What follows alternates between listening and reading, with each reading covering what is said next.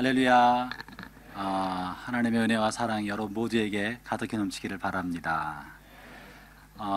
서울교회와 동경 이렇게 1년에 한 번 서로 얼굴을 보고 교류하는 시간이 굉장히 좋습니다. 서울교회 성도들에게는 동경 성도들이 여전히 서울 성도들을 마음에 담고 있고, 또 목사님이 서로 교류하면서 동경 강단에 선포되는 주옥 같은 말씀을 서울 성도들이 들을 수 있으니 서울 성도들도 복받은 것이고, 또 몸이 떨어져 있지만 특히 서울 성도들에게는 동경에 관한 추억을 가지고 있는 분들이 굉장히 많아요. 그래서 늘 마음속에는 이분이 서울교인이야 동경교인이야 이렇게 생각이 들 만큼 그런 분들이, 죄송합니다, 여러분보다는 여기 더 많아요. 여러분이 서울교회 출신 한번 손 들어보시겠어요? 서울에서 동경 출신 그러면 막 든다고요. 그래서 여러분은 그것에 대한 자부심을 갖고 계시길 바라고, 서울교인 생각할 때 서울은 동경에 대한 애정을 갖고 있는 사람이 많구나 하는 것을 이해해 주시기를 바랍니다. 그래서 서울교인들과 운영위원들 모든 재직들의 마음속에 여러분을 향한 사랑을 담아서 여러분에게 사랑을 전달합니다. 사랑합니다. 축복합니다.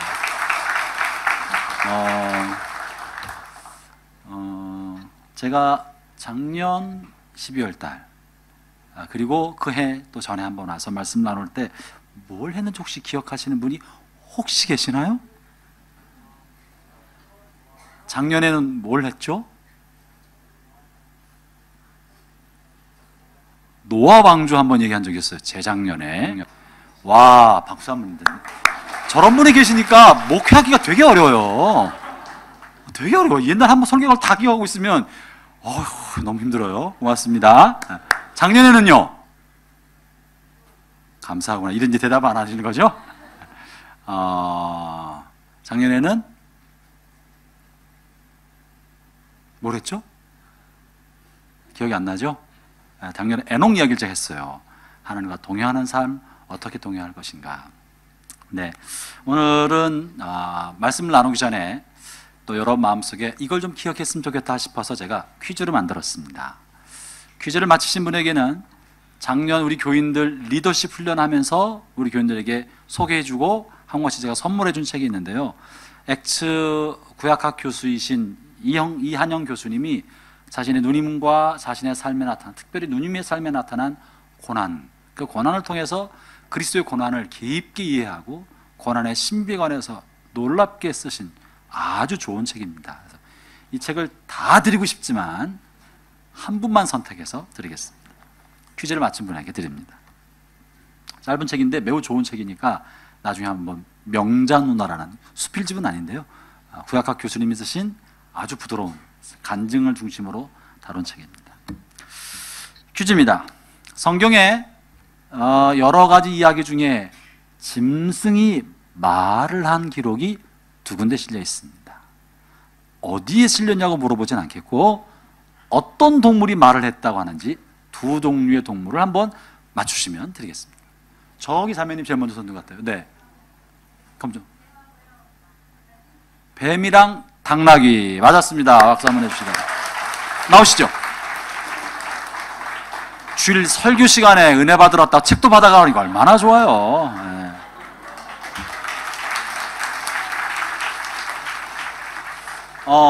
창세기 3장에 보면 뱀이 하와에게 말을 하잖아요.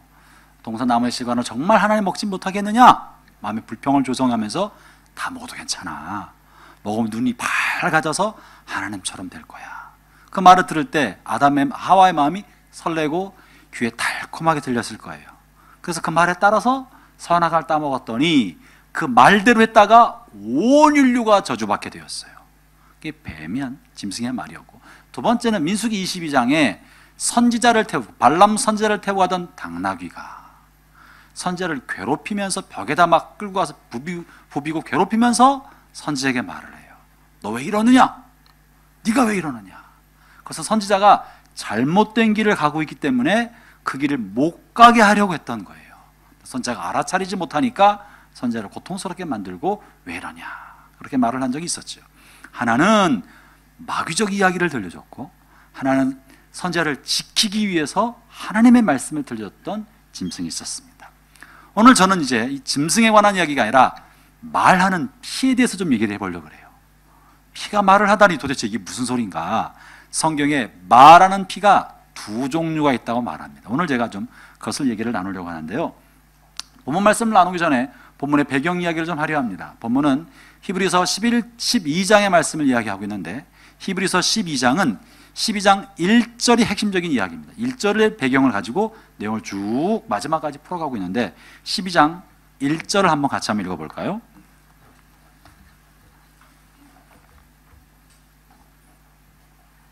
자막이 나오고 있나요? 네, 없으면 좋습니다. 여러분 성경 펼치시고 한번 같이 읽어볼까요? 시작! 우리에게 구름같이 둘러싼 허다한 증인들이 있으니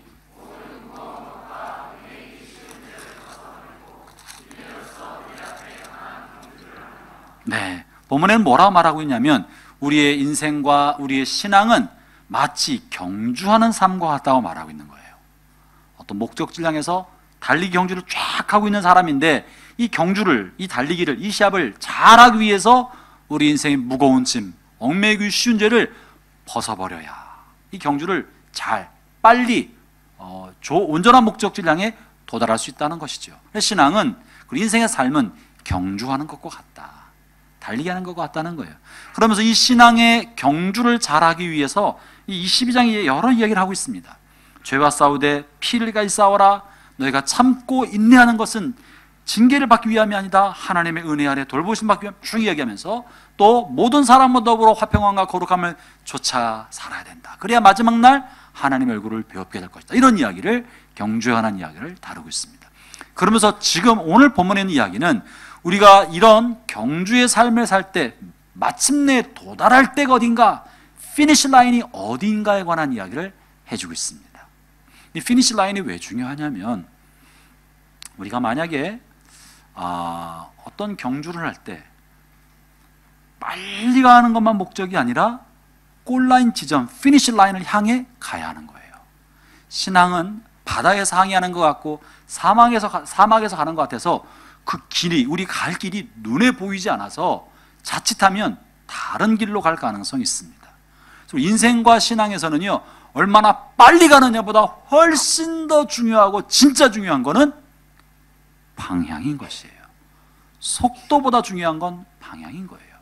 우리의 목적지가 북쪽에 있는데 서쪽을 향해서 전속력으로 달려가고, 그러다 인생 끝에 봤더니 오마이갓 이거 아닌가비요? 이러면 이제 큰일 나는 거예요. 그래서 우리가 얼마나 빨리 갔느냐보다 얼마나 바른 방향을 향해 갔느냐가 정말 중요하다. 저는 목회를 하면서 많은 분들의 임종을 지켜봤습니다. 돈이 많은 분, 가난한 분, 사업을 성공한 분, 어려운 삶을 살았던 분, 목사님, 혹은 이제 막 예수님 믿고 돌아가신 분들도 많이 보았어요. 그분들 중에 어떤 분은 열심히 살았는데 인생의 말년이 되고 인생의 석양이 돼서 시한부 삶을 살면서 자신의 삶을 뒤돌아볼 때, 목사님, 그동안 제가 헛산 것 같아요. 헛산 것 같아요. 내가 잘못 산 것 같아요. 나름대로 열심히 살아왔는데, 돈 번다고 열심히 살고, 애들한테 유산을 남겨주고 가난을 물려주지 않겠다고 열심히 살고, 많은 유산을 물려준다고 준비하고 있는데 애들은 엉망이 돼버리고 가정은 다 깨지고 남은 건 돈밖에 없어. 이 사람이 인생의 말년에 굉장히 후회할 거예요. 내 삶이 잘못된 방향을 설정했다. 가난을 물려주지 않는 것을 목표로 설정했더니 애들에게 물려준 건 돈밖에 없고, 돈 때문에 싸움 나고 갈등이 생기고 가정의 불화가 반복돼요. 여러분, 속도보다 여러분 인생의 올바른 방향을 잘 설정하기를 바랍니다. 오늘 본문은 그래서 신앙의 경주에서의 방향, 피니시 라인에 관한 이야기를 해주고 있는데, 제가 읽어볼 테니까 보세요. 22절, 그러나 너희가 이른 곳은 도달한 것이죠, 혹은 도달해 가야 할 목적지를 말하는 거예요. 너희가 경주 끝에 이르게 된 곳은 시온산과 살아계신 하나님의 토성인 하늘의 예루살렘과 천만 천사와 하늘에 기록된 장자들의 모임과 교회와 만민의 심판자신 하나님과 및 온전하게 된 의인의 영들과, 여기까지 보면 여기 중요한 몇 가지가 나오는데, 그 중에 하나는 시온산, 그건 하나님의 통치가 있는 곳입니다. 하나님의 나라를 말하는 거예요. 그리스도가 왕이 되어서 통치가 이루어진 하나님의 나라, 이거야말로 우리가 도달해야 할 신앙의 목적지입니다. 그리고 예루살렘, 하나님을 향해 드리는 거룩한 예배가 있는 성전산입니다. 하나님을 향한 예배를 말하는 것이죠. 여러분, 예배가 삶의 목적입니다. 여러분, 천국 가면요, 영원토록 그리스도를 찬송하는 예배가 들어지게 될 것입니다. 믿으시나요? 영원토록 찬양하고 영원 예배를 드리는데 행복하세요? 부담스러우세요? 오늘 하루 종일 예배 드린다고 생각해봐. 얼마나 행복해. 할렐루야. 얼굴이 어두워지는 분들이 계세요. 2시간 예배도 지루한데 하루 종일 예배라니요. 천국에서 영원토록, 오마이갓. 어떤 분들에게는 천국은 천국이 아니라 지옥이 될 수도 있어요. 그렇죠? 예배가 너무 힘들고 지루하면 영원토록 드리는 예배가, 그분은 알아서 지옥에 갈지도 몰라. 여러분, 이 땅에 사신 동안에 예배를 친하게 지내기를 바랍니다. 아니면 천국 보내도 자기가 지옥에 걸어갈지도 모르는 거예요. 하나님을 향해 영원한 예배가 있을 것. 물론 이 예배는 지루한 설교가 길게 되는 이런 예배는 아닐 거예요. 근본적으로 다른 예배가 되겠지만 우리는 하나님을 생각할 때 마음의 감격, 주님 이름을 찬송할 때 오는 벅찬 감격, 이것이야말로 우리의 삶의 활력이고 원동력이고 기쁨인 것이 틀림없는데, 그것이 나에게는 활력도 기쁨도 생명도 아니고 지루한, 무료한, 나를 힘들게 만드는 요소라면 여러분은 어디로 갈지 한번 잘 생각해 보셔야 됩니다. 여러분, 예배와 친하게 지내기를 축원합니다. 그게 예루살렘 성인 거예요. 그리고 천만 천사, 하늘에 기록된 장자들의 모임, 이건 전부 다 교회입니다. 영원토록 하나인 보편적 교회, 우주적인 교회. 우리는 마침내 그리스도를 경외하는 우주적인 교회와 하나가 될 것입니다. 그러니까 온전한 균형 잡힌 건강한 우주적 교회, 이것이 우리가 지향할 것입니다. 저는 요한동경교회가 마지막 날 이렇게 장자들의 모임인, 의인들의 영혼의 모임인 이 우주적 교회와 하나 되기를 축원합니다. 그래서 우리 교회도 마지막 주 앞에 들림받아 서게 될 이 하나된 우주적 교회 안에 그 모습을 갖추어 가도록 애를 써야 해요. 다시 말씀드리면 숫자가 많은 교회가 좋은 교회가 아니라 그리스도를 닮은 교회, 교회다운 교회가 되는 게 진짜 우리의 목표가 되어야 합니다. 아멘. 우리 하늘에 이런 교회가 남는 건데 이 교회, 우리 교회가 올라가야지. 주님이 기뻐하실 만한 그런 교회가 되어서, 이런 얘기인데 24절에 나와 있는 이 목표지는 이건 다 이제 공감이 되는데 좀 뜻밖이고 이상한 얘기가 실려 있어요. 저는 24절 이야기를 하고 싶은 거예요. 24절 뭐라 말하고 있냐면, 새 언약의 중보이신 예수와, 여기까지 이해가 돼. 예수님께로 하니까, 및 아벨의 피보다 더 나은 것을 말하는 뿌림피니라. 아벨의 피도 뭐라고 말하고 있는데 더 나은 것을 말하는 예수님의 피, 이 피가 말을 하고 있다는 거죠. 이 뭔 말일까요? 이거 무엇을 얘기하려고 굳이 두 가지를 이렇게 말하는 피로 아벨의 피와 예수님의 피를 소개하고 있겠습니까? 아벨의 피는 무엇이며 무슨 말을 하고 있을까요? 아벨은요, 창세기에 나와 있는 의인입니다. 여러분 잘 아시는 것처럼 경건한 사람이었고, 하나님께 그가 드린 예배와 제사를 하나님이 너무 기뻐하셔서 아벨과 그가 드린 제사를 받으셨어요. 히브리서의 아벨은 의인이었다고 말하고 있습니다. 그런데 그 의인 아벨이 형의 질투를 받아서 분노를 사서 형에게 살해를 당합니다. 억울한 죽임을 당했죠. 그리고 나서 하나님께서 가인을 불러서 얘기를 하는 거예요. 본문 한번 읽어볼까요? 본문이 아니고 창세기 4장 9절과 10절입니다. 창세기 4장 9절 10절입니다. 함께 자막을 통해 읽어보도록 합시다. 시작. 여호와께서 가인에게 이르시되 네 아우 아벨이 어디 있느냐? 그가 이르되 내가 알지 못하나이다. 내가 내 아우를 지키는 자니이까. 이르시되 네가 무엇을 하였느냐? 내 아우의 핏소리가 땅에서부터 내게 호소하느니라. 무슨 말이에요? 하나님이 어느 날 땅에서부터 아벨의 피가 말하는 소리를 들으셨어요. 뭐라고 너무나 계속 밤낮 없이 얘기하니까 하나님이 가인을 부른 거예요. 가인아, 너 도대체 무슨 짓 한 거니? 무슨 짓 한 거야? 왜 그런 거야? 책망하고 나무라시고 또 가인을 심판하셨어요. 묻겠습니다. 아벨은 땅에서 그 흘린 피가, 흘려진 피가 하나님께 뭐라고 말했겠어요? 하나님 저를 순교의 제물로 삼으셔서 감사합니다 이랬겠어요? 땡큐 갓, 나 천국 갔네요 이런 말 했겠어요? 뭐라고 말했겠어요? 하나님, 나 억울합니다. 내가 무슨 잘못을 무슨 잘못을 했습니까? 왜 내가 무슨 잘못을 했다고 이 젊은 날에 내가 죽어야 합니까? 하나님, 내가 억울합니다. 나 이 억울함을 좀 풀어주십시오. 내가 무슨 잘못을 했나요? 결혼도 못 해보고 내가 죽어야 됩니까? 나도 꿈이 있었는데 왜 나에게 이런 일이 벌어져야 됩니까?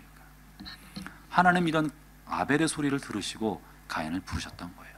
제가 여러분에게 물어보죠. 아벨의 이런 호소는 틀린 겁니까? 잘못됐습니까? 어떻습니까? 하나님이 아벨의 호소를 들으셨어요. 그죠? 듣고 호소대로 응답해 주신 거예요. 아벨은 아무 잘못이 없었고 아벨의 호소는 정당합니다. 타당합니다. 옳은 이야기를 하고 있는 것입니다. 그런데 이거보다 더 나은 말을 하고 있는 피가 있다는 거예요. 그건 뭐라고 말합니까? 예수님에 관한 이야기죠. 예수님도 아무 잘못이 없습니다. 정말 그분은 죽을 만한 어떤 이유도 없었습니다. 33년간 땅에 사는 동안에 가난한 사람을 벗삼고 병든 자의 병을 치료해 주었고 억압받는 이스라엘이 회복되도록 살아오셨어요. 고통만 이스라엘 백성들에게는 예수님이야말로 희망의 등불이었습니다. 그런데 바리새인과 종교 지도자들에게 질투를 받고 분노로 사서 억울하게 죽었어요. 양손과 발에 뼈를 뚫고 들어오는 대못에 찔리시고 숨쉬기도 버거운 그 상태에서 밑에 자신을 조롱하는 수많은 사람들 보면서 뭐라고 하셨죠? 예수님 뭐라고 하신 거예요? 자기를 고통스럽게 만들고 죽이는 이 사람들 향해서. 누가복음 23장 34절 읽어봅시다. 누가복음 23장 34절입니다. 함께 읽겠습니다. 시작. 이에 예수께서 이르시되 아버지 저들을 사하여 주옵소서. 자기들이 하는 것을 알지 못함이니이다 하시더라. 그들이 그의 옷을 나누어 제비 뽑을세. 예수님은요 자기 옷을 제비 뽑은 사람들, 밑에서 조롱하는 사람들, 네가 하나님 아들이냐 내려봐라, 다른 사람은 구원한다더니 온갖 비난을 하고 있고 욕하고 있고 모함하고 있는, 허무맹랑한 말로 거짓말을 하고 있는 사람들, 고통스럽게 했던 사람들을 향해서 하나님 저 사람들을 용서해 주세요. 하나님의 공의와 정의대로 심판하지 마시고 용서해 주세요. 왜냐하면 저 사람들이 몰라서 그렇습니다. 몰라서 그런 거예요. 하나님, 내가 하나님의 아들인 줄 알고 내가 창조주라는 사실을 알았으면 그렇게 했겠습니까? 몰라서 그런 거니까 하나님 정의로 심판하지 말고 용서해 주세요. 형제자매 여러분, 우리가 신앙의 성장으로 한 해 한 해 나이를 더 먹고 조금씩 더 성숙하면서 우리의 신앙의 인격이 가야 할 목적지는 어디입니까? 그 목적지는 더 성경을 많이 읽고 성경을 더 많이 암송하는 것이 우리의 목적지입니까? 더 많은 사람을 전도해서 더 많은 영혼을 구원받게 하는 이것만이 우리의 진짜 목적지입니까?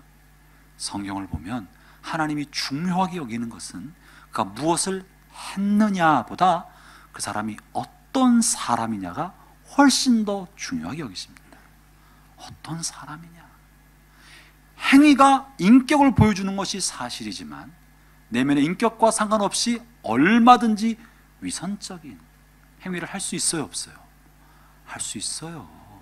신앙생활 꽤나 했고 교회밥 좀 먹었다고 하는 사람들은 다 할 수 있어요. 그래요, 안 그래요? 교회 오면 천사처럼 되지만 집이랑 직장 가면 또 다른 사람이 될 수 있는 가능성이 우리는 다 있어요. 겉모습 가지고 그 사람을 알 수 없는 거예요. 진짜는 그 사람이 뭘 하고 있느냐보다도 인격이 어떤 사람인지가 훨씬 중요합니다. 성령의 열매 중에는요, 행동을 말하는 게 없고요, 다 성품입니다. 어떤 사람이냐. 오늘 예수님께서 말씀하시는 우리 신앙이 도달해야 할 곳, 우리 피니시 라인, 우리가 마침내 조금씩 성장해서 이르러야 할 곳이 어딘가 얘기할 때 아벨의 피처럼 말하는 곳이 아니라 예수님의 피처럼 말하는 곳이라는 거예요. 그건 뭐예요?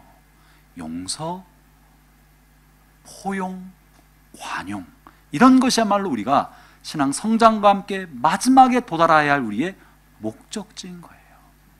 그런데 적지 않은 사람들은 우리의 방향을 정의감으로, 의로움으로, 율법적인 온전함으로 이쪽 아벨의 피를 향해 걸어가고 있는 사람들이 있다는 거예요. 여러분, 아벨의 피는 어떤 거냐 하면 내가 당한 걸 중심으로 생각합니다. 아벨은 얼마나 억울해. 젊은 나이에 뭔 잘못을 했다고. 아벨이 형한테 무슨 잘못을 했습니까? 심지어 하나님을 향해 무슨 죄를 지었습니까? 왜 하나님 나한테 그러시는 거예요? 내가 뭘 잘못했다고요? 아벨은 이런 말을 하고 있는 거예요. 형이 나한테 왜 이러는 거예요? 나 무슨 잘못을 했다고요? 아벨은 아무 잘못이 없었어요. 그는 자기가 당한 걸 중심으로 생각하니까 억울하고 분한 거예요. 생각할수록 화가 나는 거예요. 내가 피해본 것에 사무쳐 있는 거예요. 그래서 그 마음의 상처가 복수심이 되어가고 있던 거예요. 처음엔 안 그랬어요. 상처받고 본인이 피해본 게 크니까 점점 복수심과 분노가 마음에 커졌고, 죽은 다음에, 죽기 전에는 안 그랬지만 죽은 다음에 원한에 사무친 호소를 하나님 앞에 했던 거예요. 반면에 예수님의 피는요, 내가 당한 걸 중심으로 생각하지 않고 나를 해코지 한 그 사람이 어떤 사람인지를 중심으로 생각합니다. 그 사람이 본래 마음이 그런 거는 아니에요. 하나님, 저 사람도 선한 의도로 그런 거예요. 잘 몰라서 그런 거예요. 여러분 아세요? 사람들 사이에서는요, 나쁜 일을 하고 있지만 그 동기가 나쁘지 않은 사람이 굉장히 많아요. 좋은 동기로 했는데 다른 사람에게 고통을 주는 사람들 있어요, 없어요? 굳이 누구를 떠올리지 않아도 돼요. 우리 대부분 그래요. 그러니까 세상 사람들은 나쁜 사람이 있어요. 나쁜 동기로 나쁜 짓을 하는 사람, 사기칠 요령을 가지고 사기를 친 사람이 있는 반면에, 그래도 믿음의 성도들은 하나님을 두려워해야 되는데 사기칠 동기로 사기를 한 것이 아니라 좋은 의도로 동업을 하려고 한 거고, 어려운 사람 돈 벌어주려고 한 건데 사업이 안 돼서 사기꾼이 된 것처럼 보이고 남의 돈을 떼먹은 것처럼 되어버린 거예요. 좋은 의도로 도와주려고 했는데 그에게 고통을 준 거예요. 좋은 의도로 무언가를 했는데 자기의 의도와 다르게 그 사람이 고통을 당한 경우가 너무 많은 거예요. 형제자매 여러분, 내 고통을 중심으로 생각하면 그놈은 죽일 놈이지만 그 사람의 한 의도를 조금만 배려해주고 이해해주면, 아, 이게 얼마나 나를 힘들게 하고 미래에 이런 일이 벌어질 줄 몰라서 그런 거예요. 그 사람이 모르고 그런 거예요. 이것이 주님의 마음인 것입니다. 우리가 아프고 힘들 때 상처받고 고통받고 분노하는 건 누구나 다 있는 자연스러운 일입니다. 화가 나는 거는요, 정상적인 거예요. 화가 나니까, 마음이 상하고 속상하니까. 그거는 아무 문제가 되지 않아요. 그러나 그 분노와 화를 오랫동안 품고 되새기고 있는 거는 문제가 됩니다. 그건 나쁜 거예요. 그건 나쁜 거예요. 왜 그렇게 되새기는 줄 아세요? 복수해주고 싶어서 그런 거예요. 내가 잊어먹을까 봐. 내가 오늘 밤 생각하지 않으면 잊어먹을 것 같으니까 잊으면 안 돼. 네가 얼마나 고통을 당했는지 기억해야 돼. 절대 잊으면 안 돼. 복수는 나의 힘이야. 기회만 대봐. 잊어먹을까 봐 밤마다 되새기는 거, 이게 나쁜 거예요. 하룻밤 화난 건 어쩔 수 없어요. 성경도 그렇게 말합니다. 에베소 4장 26절과 27절 이렇게 표현하는데, 분을 내어도 죄를 짓지 말며 해가 지도록 분을 품지 말고 마귀에게 틈을 주지 마라. 분이 날 수 있는 거예요. 근데 화가 난다고 해서 욕하면 안 되잖아요. 화난다고 같이 때리면 안 되는 거잖아요. 화는 나지만 저게 저럴 수 있어? 저게 인간이야? 이런 생각 들어서 확 막 있지만 참고 그날 밤에 있으면서 하루 밤 지나도록 풀나는 거예요. 화가 날 수 있지만 이해하고 그럴 수 있는 속을 한번 점검해보고. 왜냐하면 오랫동안 품고 있으면 마귀가 우리 마음속에 들어올 틈이 생기기 때문에. 분노가 사로잡힌 사람은요, 마귀의 밥입니다. 저는 많은 정신병 환자들을 만나봤어요. 목회하면서. 많은 정신적인 고통을 갖고 있는 사람들 내면에는 누군가에 대한 분노에 사로잡혀 있어요. 그 분노가 인격을 왜곡시키고 판단력을 왜곡시키고 결국 인격 장애를 만들어내는 거예요. 마귀가 그 안에 머무는 집이 되는 거예요. 음식이 있으면 똥파리가 날라오는 거고, 과일 껍질이 있으면 초파리가 모이는 것처럼 마음에 용서하지 않는 분노가 있는 곳에 마귀가 자기 집을 삼는 겁니다. 그래서 용서하지 않은 그 분을 풀라는 거예요. 해가 지도록 분을 갖고 있지 말고 풀어라. 마음에 용서치 않은 걸 오래 갖고 있으면요, 여러분 어쩌면 하나님보다 마귀랑 더 가까운지도 모릅니다. 교회가 교회답지 못하게 만드는 요인 중에 하나는 정죄와 비판이에요. 타인에 관한 정죄와 비판은 관계를 어렵게 만들고 공동체를 고통 가운데 빠지게 만듭니다. 이 정죄와 비판은 타인에 관한 엄격성에서 오는 거예요.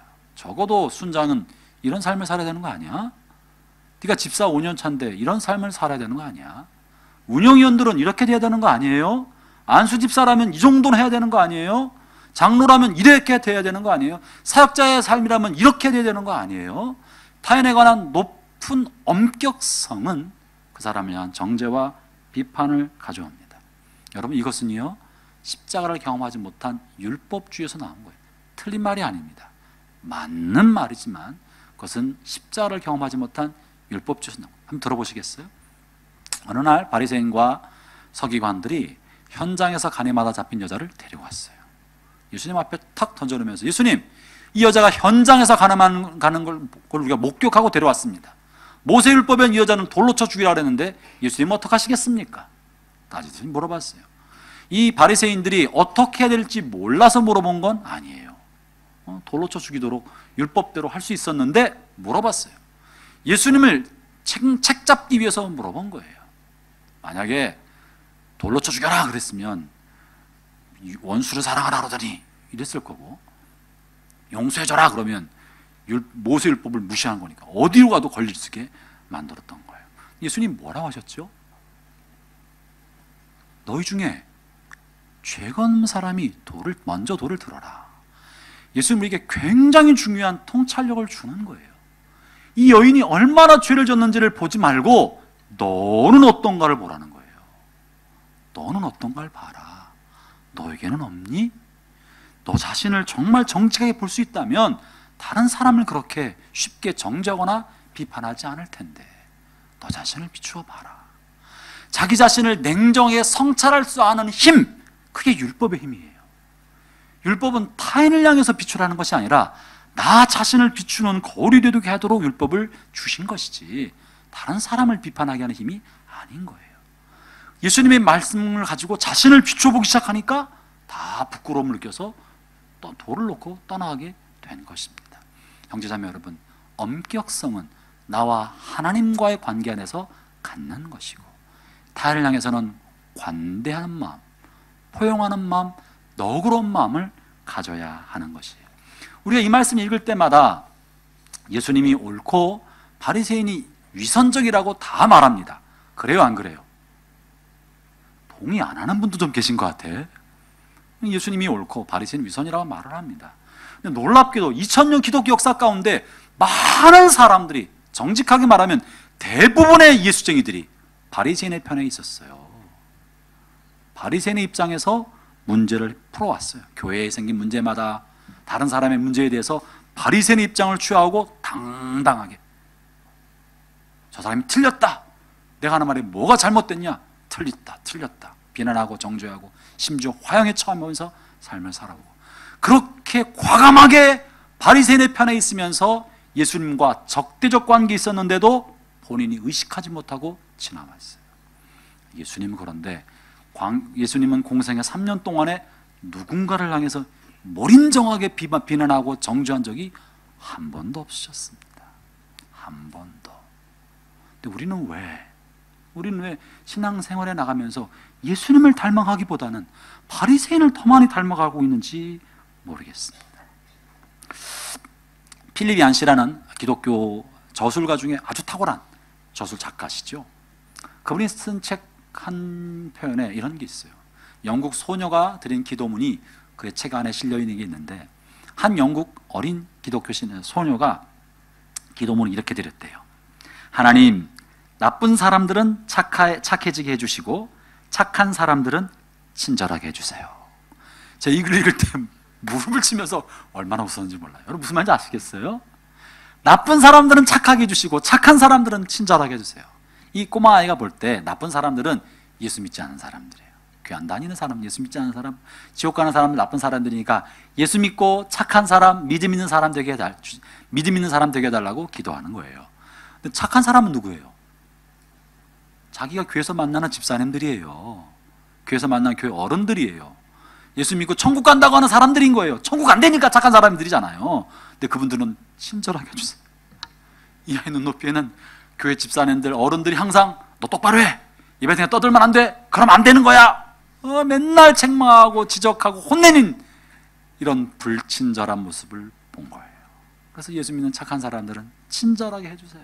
이게 얼마나 제 마음에 확 와닿는지 몰라요. 여러분, 성령의 9가지 열매 중에서 양선, 착함, 이 영어로는 kindness, 친절함으로 번역이 되어 있어요. 다른 사람에게 친절하게 대해주는 거, 따뜻하고 너그럽게 대해주는 거, 환한 미소로 밝게 대해주고 예의 바르게 대해주는 거, 기분 좋게 대해주는 거는요, 성령의 열매 중에 하나입니다. 아멘을 안 하시는 까닭은 늘 그게 몸에 배있어서 그러신 거죠. 죄송한 얘기입니다만 이 가운데는요, 성령의 9가지 열매는 1년에 100명씩 전도하는 거다, 이런 말이 없어요. 성령의 열매는 1년에 성경을 10번씩 읽는 것이다, 성령의 열매는 주일날은 24시간 교회에 머무는 것, 이런 얘기는 한마디도 안 실려 있고 인격을 다루고 있다고요. 우리가 신앙생활을 하면서 인생의 마지막까지 도달해야 할 고울은 하나님, 내가 1000명 전도하는 사람 되게 해주세요 보다도 하나님, 내 마음이 따뜻하고 내 마음이 진실해서 누구도 나를 보면 위로를 받을 수 있게, 누구도 나를 만나면 마음의 힘을 얻을 수 있는 그런 사람 되는 거, 그게 여러분 우리가 가야 할 신앙의 목표가 아니겠습니까?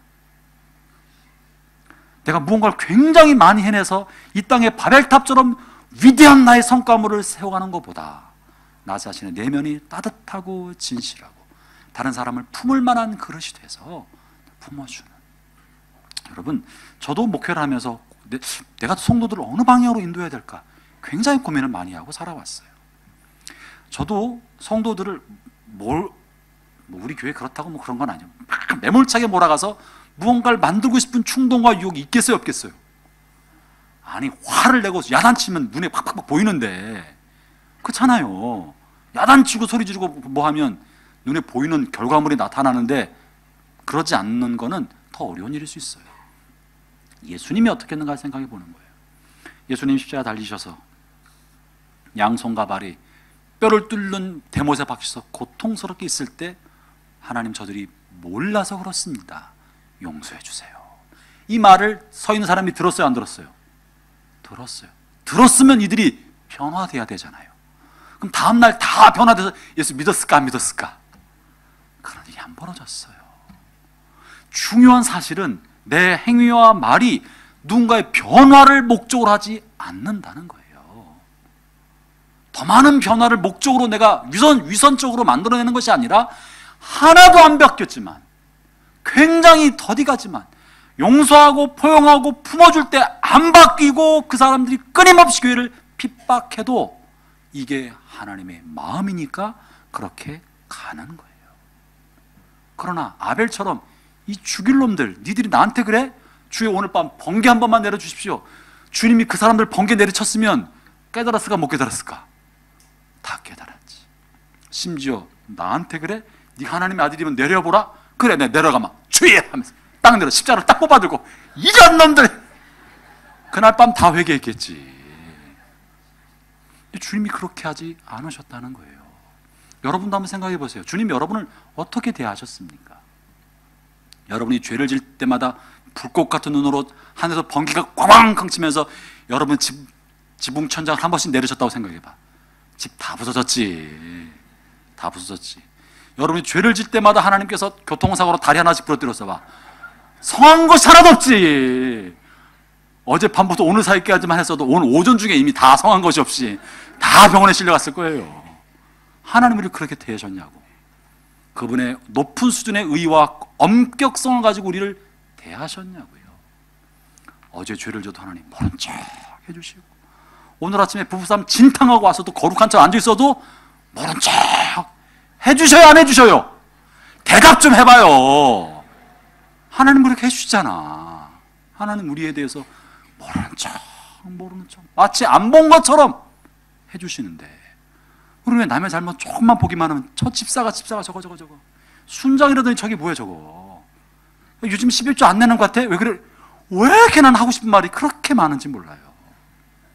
이 말들은 다 아벨의 피가 하는 말이고, 내가 좀 힘들겠다고 나한테 이럴 수 있어? 네가 교회 나온 지 얼마나 됐다고, 내가 너보다 나이도 어린 것이, 온갖 말을 하고 싶은 말을 토해내는 것은 틀린 말이 아니어도, 딱 맞는 말이어도 아벨의 피가 하는 말에 전하지 않는 거예요. 그것은 우리가 가야 할 길이 아닙니다. 그래서 우리의 길로 삼았다면 여러분 잘못 가고 있는 겁니다. 우리가 가야 할 신앙의 길은 예수님의 피가 말하고 있는 것. 하나님 몰라서 그래요. 모르니까 그러는 거예요. 예수님의 제자들이 예수님이 돌아가시고 나서 부활한 다음에 여전히 고통을 받고 박해를 받았고 두려움 속에 있었어요. 예수님이 베드로를 볼 때 베드로가 예수님을 3번씩이나 부인했잖아요. 그리고 가야바의 법정에서 예수님과 베드로가 만났어요. 예수님 뭐라 그러셨어요? 너 그럴 줄 알았다. 내가 어제 새벽에, 오늘 새벽에 뭐라 말했디? 이 자식 이런, 네가 무슨 제자라고, 이렇게 말씀 안 하셨어요. 시몬아, 네가 사단이 너를 밀가루 다시를 까불었을 때 내가 너를 위해 기도했다. 너는 돌이킨 후에 내 형제를 잘 다독거려라. 예수님이 이제 잡혀가시기 전에 미리 하신 얘기예요. 마지막 예수님이 갈릴리 바닷가에서 베드로를 만나고 뭐라 그랬어요? 왜? 나 배부하니까 살만하디? 밥은 잘 넘어가? 내가 십자가 달려있는데 너 그 자리 없더라? 요한만 와 있더라? 너 뭐 했니? 밥은 넘어가? 이런 말 한마디도 하지 않고, 시몬아, 너 나 사랑하니? 너 나 사랑하니? 내 양을 잘 부탁한다. 거기 어디 한 절이라도 잘못을 책망하는 규절이 있던가요? 예수님 보신 것은 시몬의 잘못이 아니라 그의 가능성, 그의 연약함을 아셨기 때문에 더 많이 사랑해주고 싶은 마음밖에 없었던 거예요. 시몬 베드로가 이런 사랑을 받았기 때문에 예수님이 부활하시고 나서 승천한 다음에 수많은 사람들이 예수님의 제자들을 잡으러 올 때 베드로가 사도행전 3장에서 그 사람들 향해서 한 이야기는 놀랍습니다. 3장 17절부터 19절 읽어볼까요? 베드로가 한 이야기예요. 베드로 자신도 죽음의 위협 가운데 있어서 마가다락방에 숨어서 40일을 지냈어요. 바깥에 나오지도 못하고. 그랬던 두려움에 떨었던 베드로가 이렇게 말해요. 같이 읽어볼까요? 사도행전 3장 17절부터 19절입니다. 시작. 형제들아, 너희가 알지 못하여서 그리하였으며 너희 관리도 그리한 줄 아노라. 그러나 하나님이 모든 선지자의 입을 통하여 자기의 그리스도께서 고난을 받으실 일을 미리 알게 하신 것을 이와 같이 이루셨느니라. 그러므로 너희가 회개하고 돌이켜 너희 죄 없삼을 받으라. 이같이 하면 새롭게 되는 날이 주 앞으로부터 이를 것이다. 베드로가 뭐라 그러냐면, 형제들아, 여러분들이요, 여러분이 알지 못해서 그랬습니다. 몰라서 그런 것입니다. 여러분뿐만 아니라 우리 주님 예수님을 십자가에서 못 박고 조롱하던 관리들도 몰라서 그런 겁니다. 괜찮습니다. 이 사람들이 회개하기 전에 이렇게 말을 했어요. 여러분, 이것이 우리를 향해 흘리신 예수님의 피가 지금도 우리에게 말해주는 이야기예요. 예수님의 이 피는 우리 중에 잘못한 사람이나 우리의 허물을 향해서 고발하지 않는데, 도대체 어떤 사람이 그리스도가 고발하지 않는 사람을 고발하면서 잘못을 했다고 책망하고 정죄할 수 있는 사람이 어디 있겠습니까? 형제들이여, 여러분의 아내를 책망하지 않기를 바랍니다. 이 마누라가 밥도 안 해놓고 어디를 가냐고 말하지 말고, 빨래가 지금 산더미처럼 쌓였다, 설거지는 언제 하려고 그러냐, 이틀 동안 쌓였다, 이런 말 하지 말고, 몰라서 그런 줄 알고 용서해 주기를 바랍니다. 왜 아멘 안 해요, 남자들? 남자들 아내를 향해서 탓하지 않기를 바랍니다. 여자들만 아멘 하는 것 같아요. 자매님 여러분, 형제들이 철이 없게 울 때가 있어요. 집에는 돈이 없는데 골프 치러 간다고 그러고 놀러 간다고 그러고 여행 간다고 그럴 때 몰라서 그런 줄 알기를 바랍니다. 아내의 생일도 알지도 못하고 결혼기념일이 언제인지 기억도 못하고 지나가는 철부지 남편들을 용서해 주기 바랍니다. 몰라서 그런 거예요. 아내들은 이거 알면 잘하잖아. 몰라서 그런 거예요. 내 마음을 알면 내 마음을 후비는 저런 일을 하겠냐고요. 모르니까 몰라서 그렇구나. 이게 주님의 마음인 것입니다. 여러분, 믿음의 공동체는 기독교 신앙의 뿌리는 이런 예수님의 용서가 기독교 신앙의 뿌리입니다. 우리는 너무나 내가 하나님으로부터 내 죄를 용서받는 것에는 민감하지만 내가 다른 사람을 용서해야 되는 것은 그렇게 민감하지 않은 것 같아요. 하나님 나를 무한히 받아주시는 것에 대해서는 감사하지만 그 사랑으로 하나님이 다른 사람도 그렇게 받아들인다는 것에 대해서는 좀 무감각한 것 같아요. 우리는 다 하나님의 자녀들입니다. 주님 우리를 무한한 용서와 자비로, 한없는 품음, 무조건적인, 나무라지 않고 탓하지 않고 정말 철저히 비효율적인 방법으로 스스로 깨닫고 돌아올 때까지 무한히 기다리신 하나님의 그 무한한 기다림, 그것이 여러분 위에 있는 거예요. 아멘. 무한히 너무나 비효율적으로 오늘 밤에 꿈에라도 한번 나타나서 너 외도하지 마 이러면 정신 벌썩 차릴 텐데, 오늘 밤 꿈에라도 한번 보여서 그런 짓 하지 마 하면은 정신 날 텐데 그렇게 하지 않으시고 마치 안 보신 것처럼 가만히 계신다고요. 하나님도 그러는데 하물며 우리는 왜 다른 사람을 향해서 엄격주의로, 율법주의로 대하겠습니까? 고린도후서 3장 13절 14절 이렇게 말합니다. 누가 누구에게 불만이 있든지 서로 용납하며 피차 용서하되 주께서 너희를 용서하신 것 같이 너희도 그리하고 이 모든 것 위에 사랑을 더하라. 주님의 말씀인 것입니다.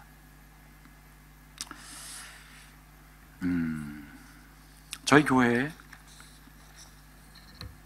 몇 달 전부터 잘 나오던 교회 자매 한 사람이 교회를 더 이상 나오지 않겠다고 말하고 교회를 옮겼습니다. 이 자매님은 물론 이제 집 가까운 교회를 가겠다고 옮겼는데 만나서 내면의 이야기, 속사람 이야기를 들어봤더니 내용은 그런 거예요. 옛날부터 교회에 헌신했던 사람입니다. 아주 성격도 밝고 명랑하고 인간관계도 좋았던 사람이에요. 근데 교회에서 순장이 되고 리더가 되면서 그 위치가 갖고 있는 역할이 뭔지 아시지요? 순장과 리더와 회장으로서 동생 밑에 있는 사람들에 대해서 가르치고 훈계하고 책망해서 반듯한 길잡이를 해줘야 되기 때문에 본인의 성격과 상관없이 야단치고 책망도 하고 혼도 내면서 팀과 자체와 모임을 만들어 갔었어요. 그리고 때로는 엄격하게, 때로는 나이가 어려도 나이 많은 선배를 향해서도 리더로서 야단치고 그렇게 살아왔어요. 그게 옳은 줄 알았죠. 근데 5년 전부터 교회가 바뀌었어요. 분위기가 달라졌어요. 서울만 그런 거 아니죠? 네. 서울은 바뀌었어요. 바뀌면서 이제는 어떻게 할지 길을 잃어버렸어요. 그렇게 하면 안 된다는 걸 알게 되었고 본인도 이제 못하고 그렇게 사람들도 받아들이지 않아요. 그리고 이제 그랬더니 자기가 돌봤던 순원들과 동생들과 친구들, 자기가 리더였을 때 그런 자기가 다 이끌어왔던 사람들이 불편한 마음이 생겼어요. 자기를 너무 속상하게 만들고 인격을 무시했던 이 것들에 대해서 그 따르던 사람들이 화를 내고 너무 힘들어하는 거예요. 근데 이걸 어떻게 수습을 못해요? 어떻게 할지 모르겠어요. 그때는 잘 따랐지만 이제는 따르지 않는 거예요. 불편한 관계 속에 지내는 거예요. 그러면서 본인도 어떻게 할지 몰라요. 자기 자리가 없어졌어요. 그 사람들은 겉에서는 이제 아무렇지도 않는 것처럼 만나지만 마음엔 풀리지 않는 어려움이기 때문에 그 밑에 있는 순원들이 거리를 두고 점점점 자주 만나지 않고 형식적인 얼굴만 만나고 지나가니까 외롭고 자리를 잃어버린 고통에 빠졌어요. 어디도 마음을 두지 못하게 된 거예요. 또 윗사람은 자기를 힘들게 했던 그 사람도 여전히 위에 있고, 그러면서 이렇게 말을 해요. 목사님, 저를 힘들게 했던 사람은 저에게 아무도 미안하다고 말하지 않는데 저는 왜 잘못을 사과해야 되나요? 한 사람도 저에게 미안하다 말하지 않는데 나는 왜 내 후배들에게 미안하다고 사과를 해야 되나요? 용서받지도 못했고 본인도 용서하지 못한 상태에서 교회를 계속 있으려니까 결국 교회가 너무 불편하고 정말 마음을 깊게 나누지 못하니까 교회를 불편하게 해서 떠난 거예요. 여러분, 이게 오래된 이야기가 아니고요, 이 올해 벌어진 일이에요. 저는 생각하기를 시간이 지나면 마음의 아픔과 상처는 봄눈 녹듯 녹을 줄 알았어요. 근데 녹는 게 아니라 세월의 눈이 아픔과 상처의 쓰레기를 덮어놓은 것뿐인 거예요. 그 속에는 그저 남아 있더라고요. 표면적으로는 웃고 지내는데 마음은 여전히 그 사람 보면 불편한 거를 여전히 갖고 있는 거예요. 아마 이것은 그 자매만 아니라 우리 교회 안에서도, 서울교회 안에 몇몇 사람들의 여전히 그런 아픔이 있다는 걸 제가 압니다. 혹 동경교인들 사이에서도 대부분 아닐지라도 누군가에게는 그런 사람이 있을 수 있다고 생각을 합니다. 형제자매 여러분, 시간이 흐른다고 사라지는 것이 아닙니다. 용서할 건 용서해 주어야 풀리는 것이고, 마음이 아픈 상처에 있는 사람은 누군가가 아픔을 준 사람이 미안하다, 몰라서 그랬다, 내가 몰랐었어, 너도 알지 않니, 우리가 그때는 몰라서 그런 거야, 용서해다오. 그 말 한마디면 그렇게 수년 동안 고통스럽게 눌렀던 마음의 아픔이 다 녹을 수 있는데 미안하다, 이 말 한마디를 못해서 오랫동안 마음에 짐을 갖고 있는 사람들이 있는 겁니다. 형제자매 여러분, 저는 우리가 서울이나 우리나 여러분이나 여러분 가정 안이나 어디든지 간에 몰라서 했던 일이라 할지라도 내가 알게 되면 손 한 번만 내밀고 미안하다, 그 말 한마디가 공동체를 신뢰와 진정한 사랑으로 하나 되게 만드는 길이 될 거라고 믿습니다. 그거를 직면하지 않으면 여전히 사라지지 않고 눈으로도 보는 거예요. 세월이 아무리 지나도요, 마음의 아픔의 상처는 사라지는 게 아니에요. 덮어놓고 사는 것 뿐입니다. 이제 말씀 마무리하면서 몇 가지만 권면합니다.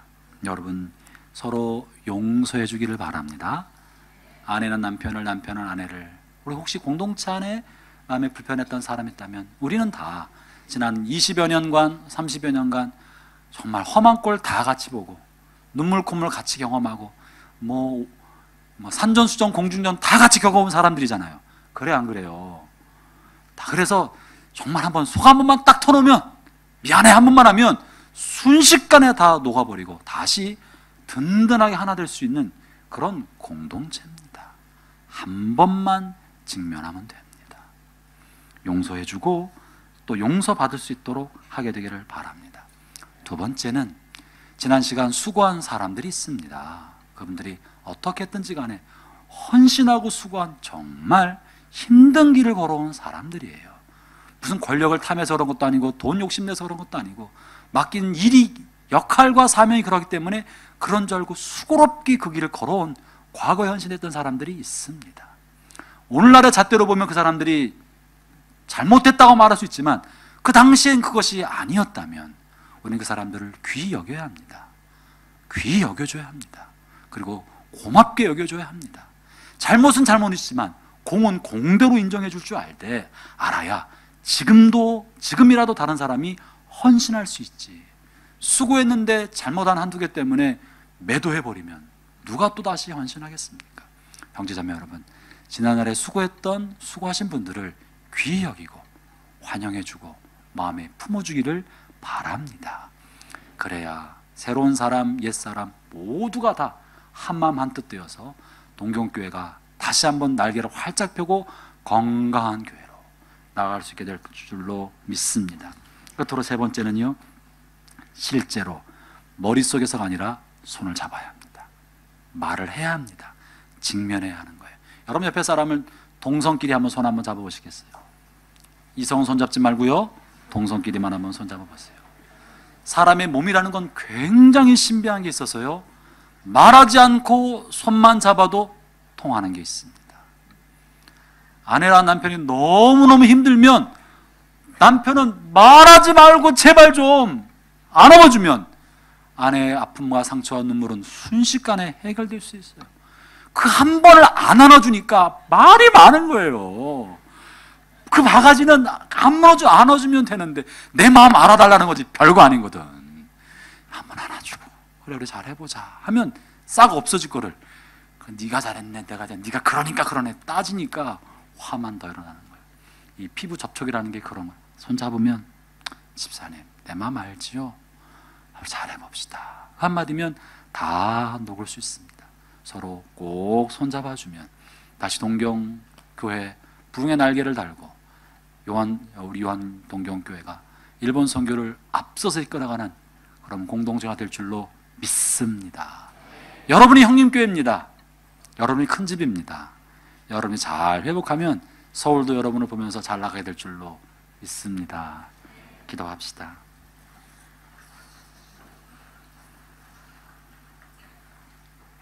잠깐 우리 잠깐 기도할까요? 먼저 우리 나 자신이 혹 내 마음속에 아벨의 호소하는 피 그 소리가 내 속에서 막 메아리치고 있지는 않는지, 누군가만 생각하면 화나고 속상하고 아벨처럼 고발하고 싶고 정죄하고 싶고 고소하고 싶은 마음이 내게서 아우성치누고 있지는 않는지 이젠 그 하나님 앞에 내려놓읍시다. 나를 위해서 말씀하고 계신 예수님의 피의 호소를 기억하면서 주님 몰라서 그런 거예요. 나도 이제 용서합니다. 나도 이제 흘려보냅니다. 사랑하겠습니다. 우리 교회가 그런 교회 되게 해주십시오. 오늘 말씀 붙들고 함께 기도합시다.